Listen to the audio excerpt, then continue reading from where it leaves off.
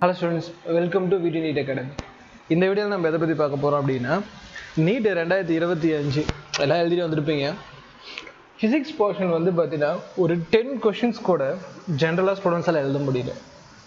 So அவ்வளோ டிஃபிகல்ட்டாக paper வந்திருக்கிறதுக்கு காரணம் என்ன? ஸோ அதை தான் நம்ம இந்த வீடியோவில் பார்க்க போகிறோம். ரெண்டாவது, நெக்ஸ்ட் இயர் நீங்கள் ட்ராப் பண்ணலான்ட்டு இருப்பீங்க. அப்போ ஃபிசிக்ஸ் இதே லெவல் டிஃபிகல்ட்டாக வந்து என்ன பண்ணுறது? முதல்ல இந்த வருஷம் என்ன நடந்துச்சு, ஏன் ஸ்டூடெண்ட்ஸ் மார்க் விட்டாங்க அப்படிங்கிறது இந்த வீடியோ பேரண்ட் பார்த்துட்டு இருந்தீங்கனாலும் ஃபுல்லாக பாருங்கள்.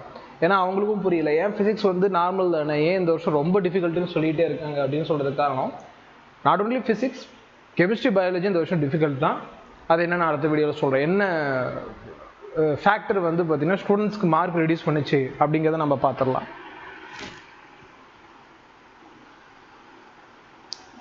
ரைட், வீடியோ ஸ்டார்ட் பண்ணுறதுக்கு முன்னாடி இப்போ ரீசெண்ட் டைம் நம்ம அகாடமியோட என்ன நடக்குது அப்படின்னு அப்டேட்ஸ் மட்டும் கொடுத்துடலாம். 6/6/2025 ஜூன் 6ஆம் தேதியிலேருந்து வந்து பார்த்தீங்கன்னா நம்ம நீட் 1 இயருக்கான ரிப்பீட்டர் பேட்ச் ஸ்டார்ட் பண்ணியாச்சு. தமிழ் மீடியத்துக்கு 65,000 ஃபீஸ் கொடுத்துருக்கோம், இங்கிலீஷ் மீடியத்துக்கு 85,000 ஃபீஸு. இதில் வந்து பார்த்தீங்கன்னா உங்களுக்கு செப்பரேட்டாக புக் ஃபீஸ் வரும் அண்ட் ஹாஸ்டலில் ஸ்டே பண்ணிங்கன்னா ஹாஸ்டல் ஃபீஸ் செப்பரேட். ஜாயின் பண்ணால் 7373264210 9080549820 நம்பரை கான்டெக்ட் பண்ணலாம். இதில் என்ன ஸ்பெஷாலிட்டி இருக்குன்னா நம்ம எல்லாமே வந்து ஸ்கூல் கேம்பஸ்குள்ளே அரேஞ்ச் பண்ணி கொடுத்துருக்கோம். சேலத்தில் லொக்கேட் ஆகிருக்கு. SVM ஹையர் செகண்டரி ஸ்கூலுக்குள்ளேயே boys and girls hostel separate பண்ணி கொடுத்துருக்கோம். ஜாயின் பண்ண விருப்பம் இருக்கிறவங்க இந்த நம்பரை பயன்படுத்திக்க. ஏன்னா மற்ற அகாடமி மாதிரி கண்டிப்பாக இருக்காது. ஏன்னா நம்ம நடத்தின கொஷின்ஸ் அப்படியே எக்ஸாக்ட் டீட்டோவாக வந்திருக்கு, அதையும் நான் காட்டுறேன். ஸோ இதிலெல்லாம் பார்த்தீங்கன்னா தெரியும்.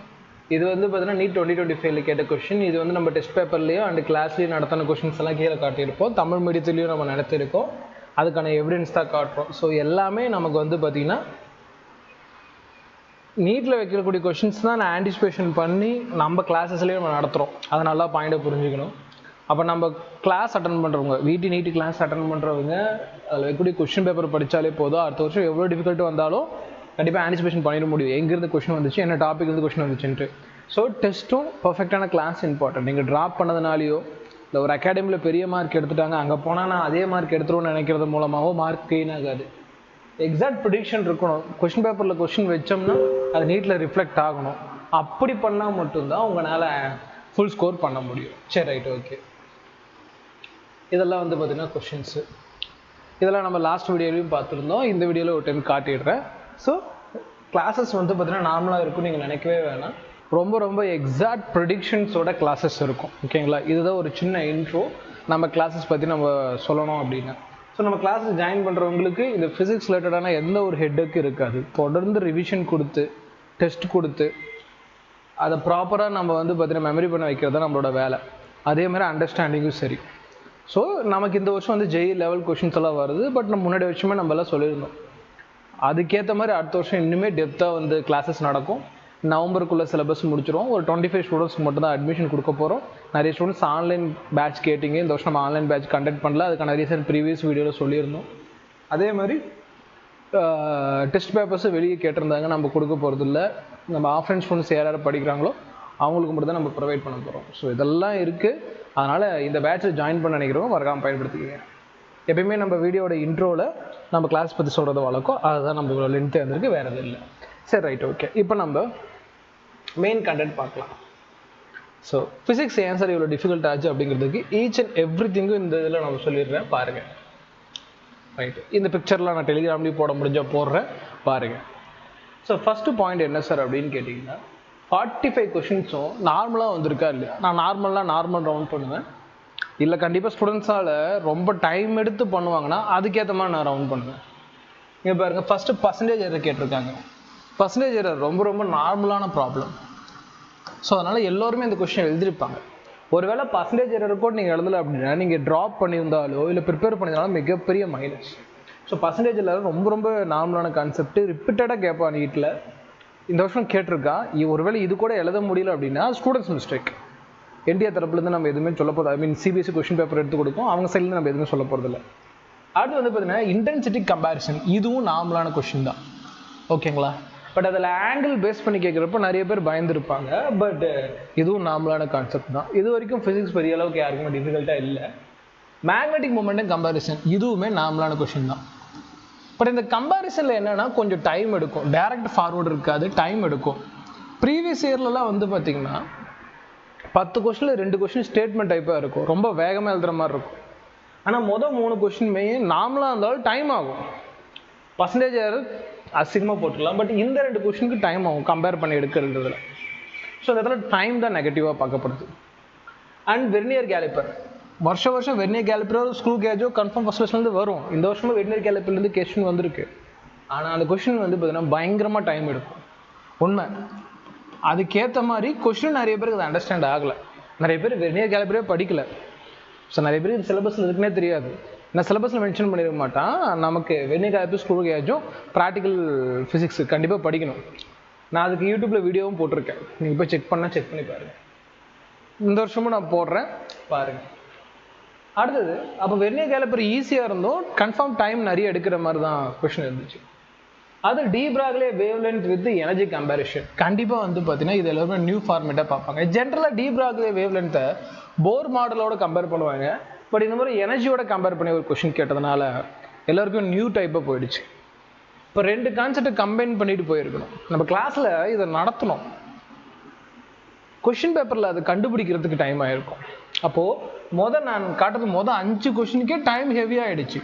இதுவே போன வருஷம் எழுதின பசங்க இது 5 கொஸ்டின் இல்லை, இன்னும் 10 கொஸ்டின் போயிருப்பாங்க, அந்தளவுக்கு வேகமாக இருந்துச்சு. பட் இது பயங்கரமாக டைம் ஆகும். டைம் போக போக போக பசங்களுக்கு பதட்டமும் ஆரம்பிச்சிருக்கும். ரைட், அடுத்து போர் model D Broglie wave length, இதான் ஜென்ரலாக கேட்கணும். இதுலேயும் பாருங்கள், அதே டி பிராக்லே வேவ் லென்த்து ஜென்ரலாக போர் மாடலோட தான் கேட்கணும், போர் மாடலோட தான் கேட்பான். ஆனால் இந்த மாதிரி போர் மாடலை வந்து பார்த்தீங்கன்னா எனர்ஜியோட கம்பேர் பண்ணுறப்போ பசங்க வந்து நியூவாக அது ஃபீல் பண்ண ஆரம்பிச்சிட்டாங்க. இது நார்மலான ஃபார்மேட் தான், ஈஸியாக எழுதிட்டு வந்துடலாம். அண்டு ப்ரூஸ்டர் ஆங்கிள், கண்டிப்பாக இது ஈஸி. பட் நிறைய ஸ்டூடெண்ட்டுக்கு இது ஸ்டேட்மெண்ட்டை கேட்டோன்னா பயப்படுறாங்க. இது year by year Brewster angle பற்றி கேட்டதாக இருக்கான். இந்த வருஷமும் ப்ரூஸ்டர் ஆங்கிளில் ஒரு கேள்வி வந்திருக்கு. ஆனால் அது ப்ராப்பராக அதோட ஸ்டேட்மெண்ட் டைப்பில் படிக்கல. போலரைஸ்ட் லைட் என்ன, அன்போலரைஸ்ட் லைட்னா என்னன்னு தெரியல. ஸோ அப்போ அதெல்லாம் நல்லா படிக்கணும். அது படிக்காமல் போனதும் இங்கே மிகப்பெரிய பிரச்சனையாக போச்சு. ஸ்டேட்மெண்ட்டில் கேட்குறப்போ அவனால் திங்க் பண்ண முடியல. பயாலஜியில் கேட்குற ஸ்டேட்மெண்ட்டுக்கு திங்க் பண்ணுற பையன் இந்த இடத்துல ஸ்டேட்மெண்ட்னா பயப்படுறான். அடுத்து force comparison with kinetic energy, இதுவும் நார்மல் தான். பட் நிறைய பேர் வந்து பார்த்தீங்கன்னா கைனடிக் எனர்ஜிக்கும் ஃபோர்ஸுக்கு என்ன ரிலேஷன்ஷிப்னு தெரியல. அதுவே இங்கே பெரிய பிரச்சனையாக போயிடுச்சு. பட் இதெல்லாம் ப்ரீவியஸ் இயரில் இந்த மாதிரி கொஸ்டின்ஸ் இல்லை. ஃபோர்ஸ் பேஸ் பண்ணி ஏதோ ஃப்ரீ பவர் டயக்ராம் கொடுப்பான், அதை எழுதிட்டு வந்திருக்கலாம். பட் இந்த மாதிரி ஃபோர்ஸ் கைனடிக் எனர்ஜியோட கம்பேர் பண்ணிட்டான். கைனடிக் எனர்ஜிக்கு வந்து லா ஆஃப் கன்சர்வேஷன் ஆஃப் எனர்ஜின்னு ஒரு டாபிக் இருக்குமா, அங்கிருந்தா கொஸ்டின் கேட்கணும். பட் இவன் ஃபோர்ஸோட கம்பேர் பண்ணி ஒரு ஃபார்மேட்டை கிரியேட் பண்ணான்.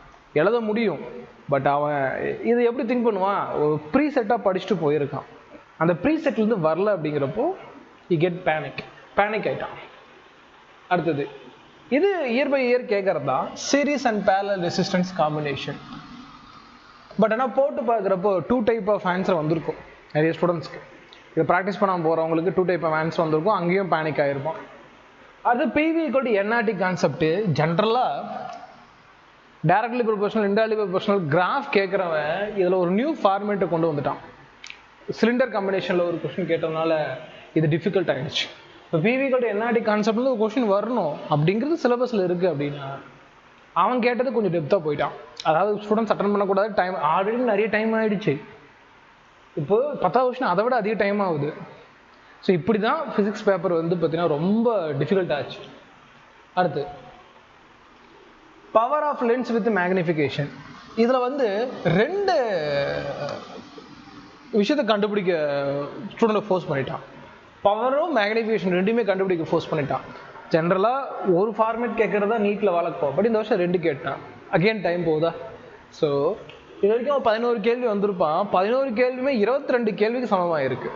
ஏன்னா இதில் 2 விஷயங்கள் கண்டுபிடிக்கணும், அதுவும் ஆம்பிகுவஸாக இருக்கும். நான் வீடியோ போட்டிருக்கேன் பாருங்கள். அது பொட்டன்ஷியல் டிஃபரன்ஸ் பிட்வீன் 2 பாயிண்ட், இது ஓகே, இது எப்பயுமே கேட்குறது தான். இந்த மாதிரி ஏதாவது இந்த கொஸ்டின் இந்த 12th பாயிண்ட் இருக்கு, பொட்டன்ஷியல் டிஃபரன்ஸ் பிட்வீன் 2 பாயிண்ட்ஸ், இந்த மாதிரி கேட்டிருந்தானா எல்லோருமே எழுதியிருப்பாங்க. பட்டு அந்த மாதிரி எல்லா இடத்துலையும் வரல. Weight above the surface earth, இதெல்லாம் ரொம்ப ரொம்ப ஃப்ரீக்வன்ஸாக வரக்கூடிய கான்செப்ட். இதெல்லாம் நீங்கள் ஒரு அகாடமியில் படிக்கிறீங்கன்னா இதெல்லாம் நடத்துகிறாங்களான்னு பாருங்கள். ஓரளவு உங்கள் அகாடமியில் இதெல்லாம் நடத்தலை அப்படின்னாலே நீங்கள் கன்ஃபார்ம் ஃபிசிக்ஸ் வந்து உங்களுக்கு தெரியலன்னா எப்படி இருந்தாலும் நீங்கள் அட்டன் பண்ண மாட்டீங்க. இதெல்லாம் ரொம்ப ரொம்ப பேசிக், இதெல்லாம் ஈஸியாக எழுதியிருப்பாங்க. அடுத்து ஃபுல் வே ரெக்டிஃபையர் எல்லாத்தையும் பயமுறுத்தி இருக்கும். ஃபுல் வே ரெக்டிஃபையர் ஃபஸ்ட்டு சிலபஸில் இருக்கான்னு நிறைய பேர்கிட்ட கேட்பாங்க.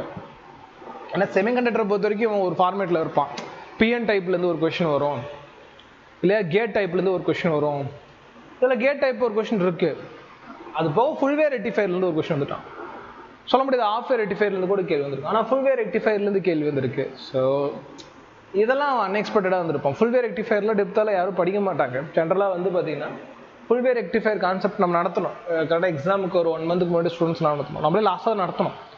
பட் அவன் பேப்பரை வந்து இதை ப்ரிடிக்ட் பண்ணுறான் பாருங்கள். ஸ்டூடெண்ட் இந்த இடத்துல ரொம்ப வீக்காக இருப்பான், அதை பிடிக்கணும் அப்படிங்கிறத இது வரைக்கும் சொன்னது நிறைய இடத்துல வீக்கான இடத்துல டார்கெட் பண்ணால் ஃபுல் வே ரெக்டிஃபையரும் அதே மாதிரி தான் கேட்டிருக்கான்.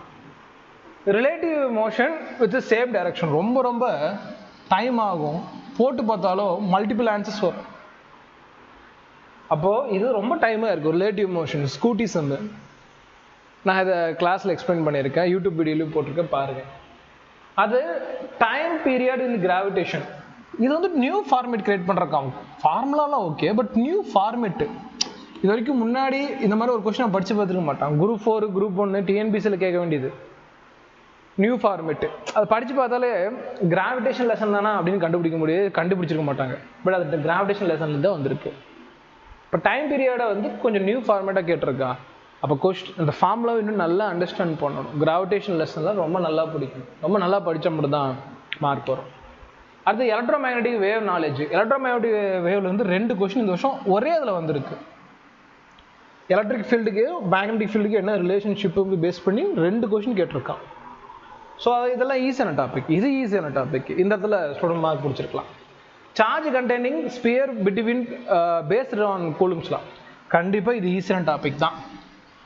2 ஸ்பியர் சார்ஜில் இருக்குது. அது டச் ஆனதுக்கு அப்புறமேட்டு டச் பண்ணுவாங்க, அதுக்கப்புறமேட்டு ரிமூவ் பண்ணுவாங்க. அப்போ சார்ஜ் டிஸ்ட்ரிபியூஷன் எப்படி இருக்கும். அப்போ இது வந்து ஒரு ஈஸியான கொஷின், ஈஸியான டாபிக். ஸ்டூடெண்ட்ஸ் எப்படி அப்ரோச் பண்ணுறாங்க அப்படிங்கிறத பொறுத்து இந்த கொஷின் மாதிரி இருக்கும்.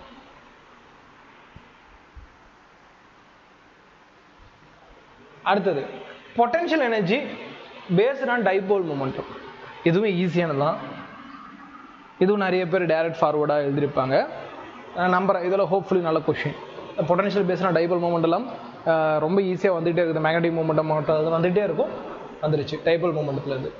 அடுத்து இந்த இடம் ஜென்ரலாக ரே ஆப்டிக்ஸில் மைக்ரோஸ்கோப்பு டெலஸ்கோப்பு ரொம்ப ரொம்ப கம்மியாக தான் நிறைய பேர் ஃபோக்கஸ் பண்ணிட்டு போவாங்க. அதில் மேக்னிஃபிகேஷன் கேட்டிருக்கான். இது ரிலேட்டடாக நம்ம கிளாஸில் கொஷின்ஸ் நடத்திருக்கோம், இல்லைன்னு சொல்லலை. பட் அந்த இடத்துல அவனுக்கு டேட்டா எடுக்கிறது ரொம்ப இன்சஃபிஷியண்டாக இருந்திருக்கும். அதாவது நல்லா மைக்ரோஸ்கோப்பை புரிஞ்சவனால மட்டும்தான் அந்த கொஷின் எழுதுகிற மாதிரி எடுத்திருக்கான். அப்போ அதை ஃபார்முலாவில் சப்ஸ்டியூட் பண்ணி எழுதுகிற மாதிரிலாம் கிடையாது. ஏன்னா இப்போது ஃபிசிக்ஸில் இருக்கிறது 100% 100% புரிஞ்சுக்கிறதுக்கு அவசியம் கிடையாது. நீட் எழுதுகிற எல்லா ஸ்டூடெண்ட். பட் ஆனால் 100% அவன் புரிஞ்சுக்கணும்னு எதிர்பார்க்குறான். ஸோ அதனால தான் மைக்ரோஸ்கோப்பில் மேக்னிஃபிகேஷன் டாப்பிக்லேருந்து கொஷின் கேட்டிருக்கான். அதுவும் டேட்டா வெளியே எடுக்கிறதுக்கு ரொம்ப டிஃபிகல்ட்டாக இருந்திருக்கும்.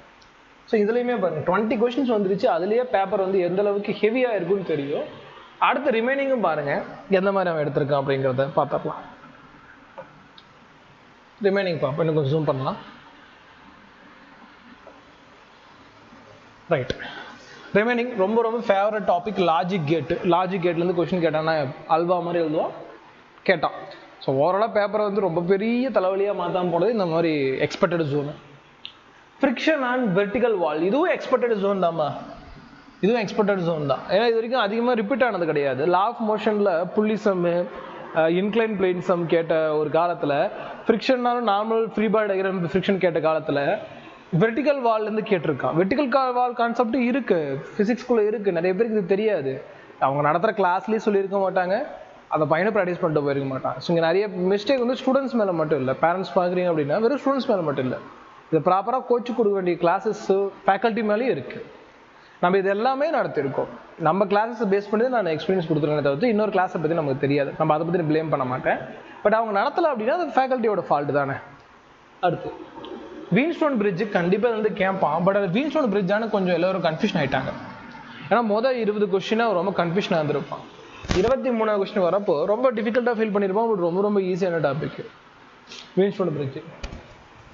அடுத்தது இது வந்து இந்த மாடல் வந்து அப்பப்போ நம்ம டெஸ்ட்டில் கொடுத்துட்ருப்போம். பட் அதே கொஸ்டின் எடுத்தோம்னா surprise. Model of quantised motion, எலக்ட்ரானோட குவான்டிசைஸ்டு அன்குவான்டிசைஸ்டு மோஷன்ஸ் ஒன்று இருக்கும். இது தியரிட்டிக்கலாக எக்ஸிஸ்ட் ஆச்சு, நீட்டில் ஃபஸ்ட் டைம் ரிஃப்ளெக்ட் ஆகிடுச்சு. ஒரு ஆன் போர்டு ஒரு என்ட்ரன்ஸில் இதை பார்க்குறப்போ சர்ப்ரைஸ்ட். ஸோ அதனால் எல்லாமே கவர் ஆகும் அப்படிங்கிறது இது ஒரு எக்ஸாம்பிள். அடுத்து ஃபோட்டோ எலக்ட்ரிக் கரண்ட், இதெல்லாம் ஈஸி.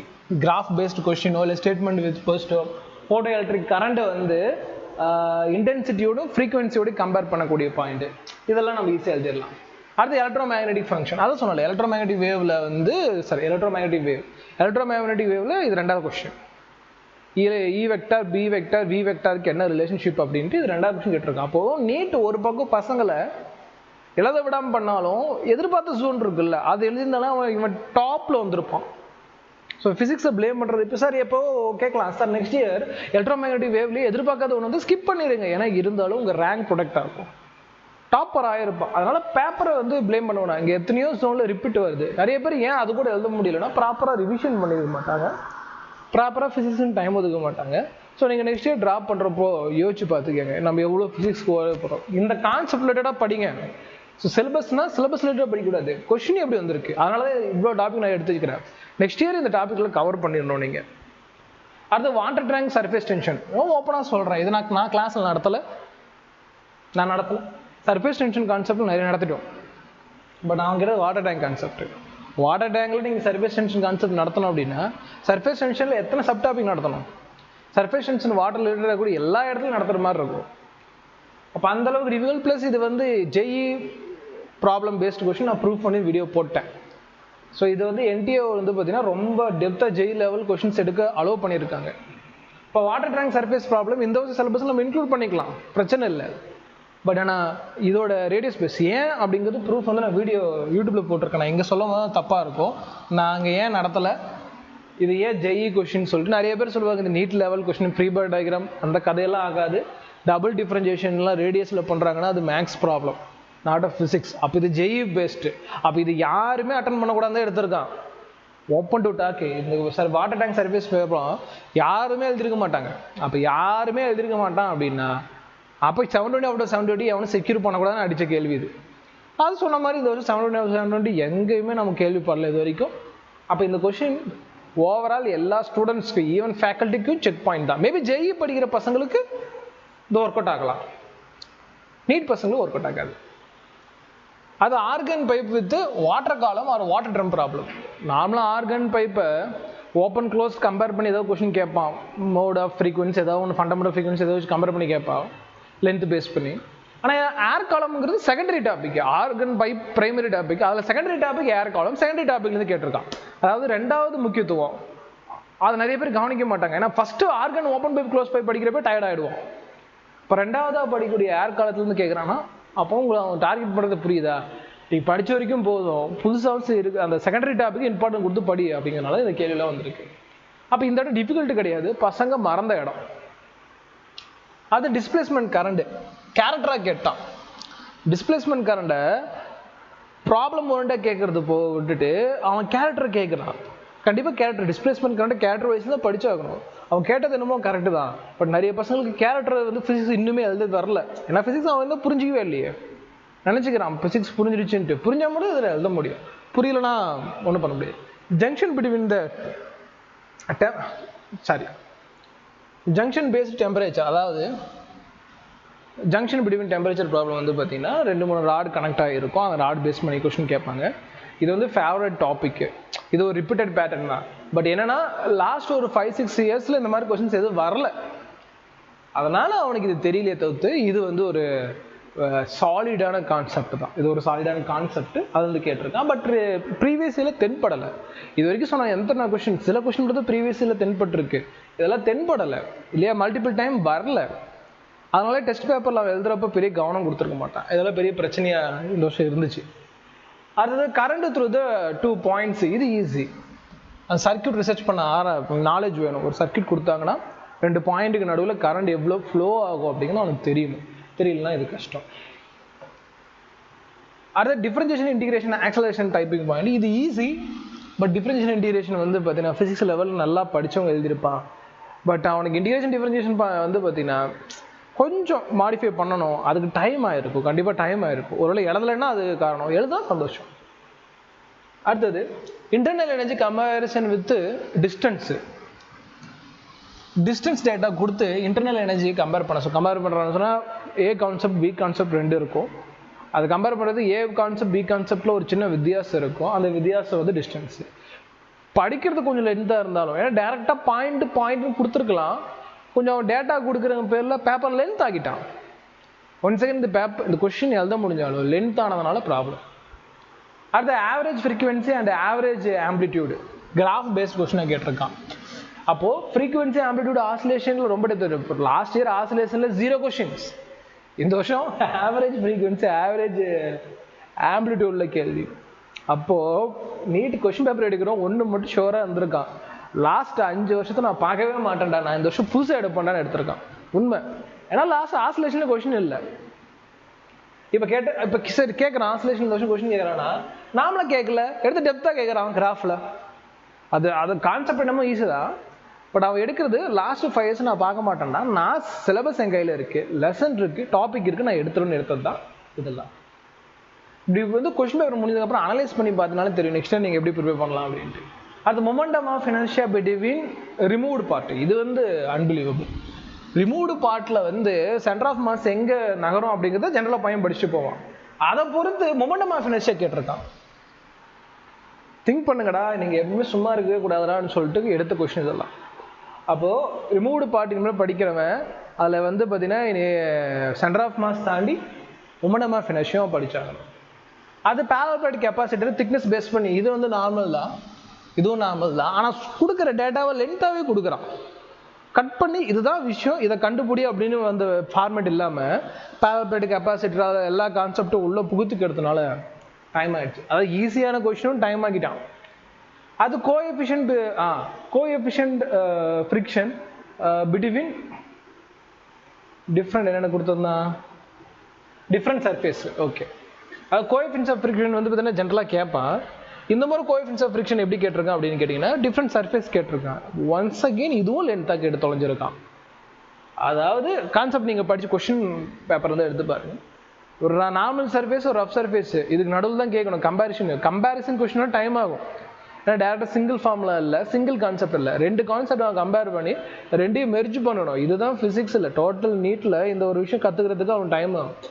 எத்தனை பேர் இதை கற்றுக்கிட்டாங்கன்னு தெரியல. அது அந்த விஷயத்தை கற்றுக்கிட்டானா, அதாவது ஏ கான்செப்ட் பி கான்செப்ட் ரெண்டுமே சேர்த்து நம்ம அதை டபுள் ஈக்குவேஷன் டிவைடட் மெத்தட்னு சொல்லுவோம். அந்த மெத்தட் அவன் கற்றுக்கிட்டு இருந்தானா இது எழுதுறதுக்கு அவனுக்கு ஈஸி, பட் ஈவன் டைம் ஆகும். அடுத்து vertical motion between 2 point velocity. இதுவுமே வெர்டிகல் மோஷன் வந்து பார்த்தீங்கன்னா நான் இப்போ தான் ரீசெண்டாக யூடியூப்பில் வீடியோ போட்டிருப்பேன். இது வந்து நார்மல் தான், நார்மலாக 2 பாயிண்ட் நடுவில் வெலாசிட்டி தான். பட் வெர்டிகல் மோஷன் எங்கள் நிறைய பேர் ஸ்கிப் பண்ணியிருப்பாங்க. சின்ன டாபிக் தானே சார் சிலபஸில், அப்போ நான் வெர்டிகல் மோஷன் நான் ஏன் படிக்கணும்? சின்ன டாப்பிக்கில் தான் எடுத்தாங்க கேள்வி, அதுலேயும் டெப்த்தாக தான் எடுப்பான். 2 பாயிண்ட் கேட்டிருக்கான், அதுவும் ஏதோ ஹரிசாண்டல் வெர்டிகல் பொசிஷனில் ஒரு குறிப்பிட்ட பொசிஷனில் ஆங்கிள் தீட்டாவில் கேட்டிருக்கான். எப்படி எழுதணுங்கிறத நான் வீடியோ போட்டிருக்கேன், அது பார்த்தா உங்களுக்கு ஈஸியாக இருக்கும். பட் அது முன்னாடியே நீங்கள் படிச்சிங்களாங்கிறதான் கேள்வி. அப்போ நெக்ஸ்ட் இயர் நம்ம ஒன்று பண்ணுறோம் அப்படின்னா டெப்த்தாக தான் நம்ம வீடியோ போடுவேன், டெப்த்தாக தான் கிளாஸ் எடுப்பேன். ப்ராப்பராக படிங்க, அடுத்த வருஷம் அது எப்படி ரிஃப்ளெக்ட் ஆகும்னா இப்படி ரிஃப்ளெக்ட் ஆகும். அடுத்து equilibrium point between different frequency number of volume mole pressure. PV equal to NRT தான். ஆனால் எப்படி கேட்டிருக்கான் பாருங்க, 2 கண்டெய்னரை ஒன்று சேர்த்து நடுவில் ஒரு தடுப்பு வச்சு அந்த பார்ட்டிஷன் அதுக்கப்புறம் ரிமூவ் பண்ணதுக்கப்புறம் ஈக்குலிபிரியம் பொசிஷன் அட்டன் பண்ணுறப்போ அதை பேஸ் பண்ணி ஒரு கொஸ்டின். அப்போ பிவி ஈக்குவல் டு என்ஆர்டியே இன்னுமே அவன் புரிஞ்சுக்கணும். ஒரு மோல் வந்து பார்த்தீங்கன்னா 2 கண்டெய்னரில் இருக்கிறப்போ அப்போ கைனட்டிக் தியரியை இவ்வளோ அழகாக அவன் யூஸ் பண்ணுறான் நமக்கு அகேன்ஸ்டாக. இப்போ அந்தளவுக்கு வந்து பார்த்தீங்கன்னா கேஓடி அடுத்த வருஷம் இம்பார்ட்டன்ட் ஆகும்.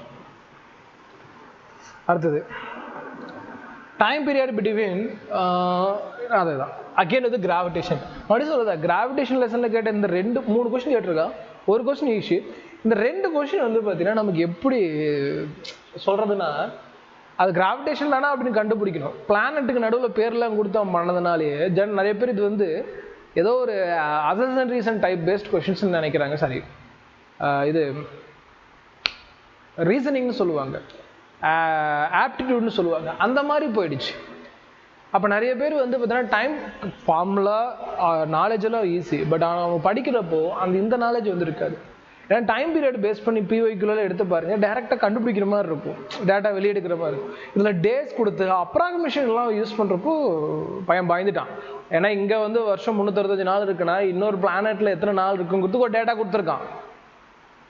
அது எப்படி வந்து பார்த்தீங்கன்னா இது வரைக்கும் அந்த, ஏன்னா இது வரைக்கும் நம்ம கேட்டது எல்லாமே ஃபார்முலா பேஸ்டு, இது டேரெக்டாக டேட்டா பேஸ்டு. அப்போ நமக்கு அந்தளவுக்கு நாலேஜ் வேணும்னு எதிர்பார்க்குறானா இல்லை நீ அட்டனே பண்ணக்கூடாதுன்னு கேட்டானா? இதுதான் மிகப்பெரிய அளவில் கேள்விக்குரிய மாறிடுச்சு. பட் ஆனால் டைம் இது வரைக்குமே போயிருக்கும், ஓப்பன் டு டாக். இது வரைக்குமே ஆவரேஜ் டாப்பர்ஸே இது வரைக்கும் முடிச்சிருப்பாங்க, இதை தாண்டி வந்துருக்க மாட்டான், பேப்பர் ஓய்மார பிடிங்கிருப்பாங்க. அந்த current and phase angle LCR, இதெல்லாம் அநியாயம். எல்சிஆர் சர்க்கியூட் கேட்பாங்கன்னு தெரியும், இம்பார்ட்டன்ட். அதில் ஃபேஸ் ஆங்கிள் கேட்கலாம் இல்லையா, கரண்ட் கேட்கலாம், ரெண்டையும் கேட்டானா அவன் 2 டேட்டாவும் எடுத்து போட்டுட்டு இருக்கணும். இது வரைக்குமே டைம் முடிஞ்சிருக்கும், எக்ஸ்ட்ராவும் பெரிய டைம் எடுக்கிறதுக்கான கொஸ்டின். அது பிரின்சிபல் ஆஃப் ஹோமோஜெனிட்டி. அடடா, பிரின்சிபல் ஆஃப் ஹோமோஜெனிட்டி வருஷம் கேட்டுட்டு இருப்பாங்க. நம்ம 3:1 ரேஷியோ மெத்தடில் சொல்லிக் கொடுப்போம். ஆனால் இந்த வருஷம் அதே தான், ஆனால் யாரும் எழுதக்கூடாதுன்னு ஒரு கொஸ்டின். ஏன்னா பிரின்சிபல் ஆஃப் ஹோமோஜெனிட்டி படிச்சு எல்லாரும் நினைப்பாங்க இது பிரின்சிபல் ஆஃப் ஹோமோஜெனிட்டியா அப்படிங்கிற மாதிரி ஒரு கொஸ்டின். ஒர்க் அவுட் பண்ணிப்பாங்க, டைமே முடிஞ்சிருக்கும். பிரின்சிபல் ஆஃப் ஹோமோஜெனிட்டி இன்னொரு பெரிய டைம் எடுக்கிற கொஸ்டின் இதெல்லாம். அப்போது நெக்ஸ்ட் இயர் பையன்ட்டு அவன் என்ன எதிர்பார்க்கணும், 45 நீ எடுக்க வேணாம், 45 எத்தனை ரைட் ஆகலாம் பார்க்கலாம்டா அப்படிங்கிற மாதிரி ஒரு பேப்பர். அடுத்த வருஷம் இப்படி தான் இருக்கும். போர் மாடலை கம்பேர் வித் எங்கே பாருங்க, இது வரைக்குமே டைம் பத்தல. போர் மாடலில் ஜென்ரலாக கேட்கல, அதை கொண்டு போய் 6 ரேடியஸு, nth ஆர்பிட்டு, வெலாசிட்டி, இது கூட ஓகே. ஏன்னா போர் மாடல் ரொம்ப ரொம்ப இம்பார்ட்டன்ட்டு, ஃபிசிக்ஸ் கெமிஸ்ட்ரியில் காமன் டாபிக், எல்லோருமே படிப்பீங்க, கண்டிப்பாக கேட்கணும், ஒத்துக்கிறேன். ஒன்றும் பெரிய சொல்கிறதுக்கு இல்லை. ஸ்ப்ரிங் பிளாக் சிஸ்டம் பேஸ்டான ஆம்பிளிடியூடு. ஸ்ப்ரிங் பிளாக் சிஸ்டம் எப்படி கேட்பான், அதோட ஸ்ப்ரிங் கான்ஸ்டன்ட் கொடுத்து கேட்கலாம், அதையும் உள்ளே கொண்டு போய் ஆம்பிளிடியூடு கேட்டான், ஆசோலேஷனோட கம்பேர் பண்ணிட்டான். ஸோ ஜென்ரலாக பார்க்குறப்போ இது ஒன்றும் அந்தளவுக்கு ஒன்றும் இது இல்லை. பிரின்சிபல் ஆஃப் ஹோமோஜெனிட்டி கம்பேர் பண்ணுறப்போ இது ஒன்றும் அந்தளவுக்கு ஒன்றும் மண்டை இடியெல்லாம் கிடையாது, ஓகே தான். கடைசியாக impulse between the dropping of object, கஷ்டம்னு சொல்லுவீங்க, பட் இது ஈஸி, ஓகேவா? இதெல்லாம் வந்து எக்ஸ்பெக்டட் ஜோன் தான். அப்போது நீங்கள் இது வரைக்கும் ஃபுல் அனலைஸும் பார்த்துருப்பீங்க, இதையும் நான் போடுறேன் டெலிகிராமில் முடிஞ்ச, நான் இது இந்த பேஜெல்லாம் போட்டு விட்றேன். இதாகட்டும், முன்னாடி நடத்தின இந்த அனலைஸ் ஆகட்டும், உங்களுக்கு என்ன தோணுதுன்னு கமெண்ட் பண்ணுங்கள். ஸோ நெக்ஸ்ட் இயர் நீங்கள் ட்ராப் பண்ணுறப்போ இந்தளவுக்கு அனலைஸ் பண்ணி படிப்பீங்களா அப்படின்னா ஒன்றும் இல்லாமல் as usual syllabus and this topics, வேறு வழியே இல்லை, படிச்சு தான் ஆகணும். இது வருஷத்தில் நியூ ஃபார்மேட்டை கேட்ட எல்லாத்துக்குமே ப்ராபப்ளி நீங்கள் நல்லா ப்ராக்டிஸ் பண்ணிட்டு போகணும். பட் சேட் ரியாலிட்டி என்னென்னா இது நிறைய அகாடமின்னு சொல்லவே மாட்டாங்க. அவங்க எப்பயும் போல் ஆஸ் யூஷுவல் போன வருஷம் என்ன சிலபஸோ அதே சிலபஸ் வச்சு நடத்திட்டு இருப்பாங்க. ஸோ ஒரு அகாடமியில் நீங்கள் ஜாயின் பண்ணியிருப்பீங்க, அது ஒரு சேட்னஸ். அவங்ககிட்ட வந்து ஃபோர்ஸ் பண்ணுங்கள், இதெல்லாம் கவர் பண்ணுங்கள் சார்ன்ட்டு, இல்லையா அடுத்த வருஷமும் ஒரு ட்ராப் தான். நம்ம அகாடமிஸ் நம்ம நடத்துவோம், ஏன்னா அதை அனலைஸ் பண்ணுறப்போ நம்ம நடத்த மாட்டோமா, கண்டிப்பாக நடத்திடுவோம். ஸோ இதுவரைக்கும் யாரும் நீங்கள் ஜாயின் பண்ணலைன்னா நம்ம அகாடமி சூஸ் பண்ணிக்கோங்க. நீங்கள் வேறு ஏதாவது அகாடமி ஜாயின் பண்ணிட்டீங்கன்னா தயவு செஞ்சு ஃபோர்ஸ் பண்ணி இந்த டாப்பிக்கெல்லாம் கவர் பண்ணிக்கோங்க. ஏன்னா அடுத்த வருஷமும் அப்படி தான் கேட்பான். 45 எடுக்க விட மாட்டான், தெளிவாக தெரிஞ்சிருச்சு. அதுக்கு பதிலாக 45 அட்லீஸ்ட் ஒரு 40 ரைட் ஆகுது விடுவானா அப்படிங்கிறத அடுத்த வருஷம் பேப்பராக இருக்கும். இதோ ஓவரால் ப்ரெடிக்ஷன். ஈஸியாக இருக்காது. இந்த வருஷம் கஷ்டமாக கேட்டால் அடுத்த வருஷம் ஈஸியாக கேட்குறோம் அப்படிலாம் கிடையாது. போன வருஷம் ஈஸியாக கேட்டால் இந்த வருஷம் கஷ்டம், இந்த வருஷம் கஷ்டம், அடுத்த வருஷம் ஈஸி, இப்படிங்கிற கேம் நீட்டில் ஒர்க் அவுட் ஆக தயவு செஞ்சு புரிஞ்சுங்க. இல்லையா அடுத்த வருஷம் எக்ஸாம் ஹால்லையே அழுதுகிட்டு வெளியே வருவீங்க, அந்தளவுக்கு பேப்பர் வந்து உங்களை வருத்துரும். இந்த வருஷமே நிறைய பேர் அழுதுக்கு காரணமும் இதுதான். டெப்த்தாக உள்ள பேப்பர் பார்க்குறப்போ ஒரு கொஷனுக்கு பின்னாடி ஏன் இவ்வளோ வேலை பண்ணியிருக்கோம் அப்படிங்கிறத ஆஸ் அ ஃபிசிக்ஸ் டீச்சராக நம்ம வந்து பார்த்தீங்கன்னா சொல்கிறோம். சரி சார் இது வரைக்கும் காமெடி முடிஞ்சு போச்சா, இதுக்கு இவ்வளோ டைமாக இருக்குல்ல, எக்ஸ்ட்ரா ஒரு அரை மணி நேரம் கொடுத்துருக்கணும் இதுக்கெல்லாம், அப்பயுமே பையனுக்கு இது மண்டடியாக தான் இருந்திருக்கும். அப்போ அடுத்த வருஷம் நம்ம நல்லா வேகமாக இருக்கணும் அப்படிங்கிறத மட்டும் கவனம் வச்சுங்க. எல்லா கொஸ்டினும் எழுதணுங்கிற அவசியம் இல்லை.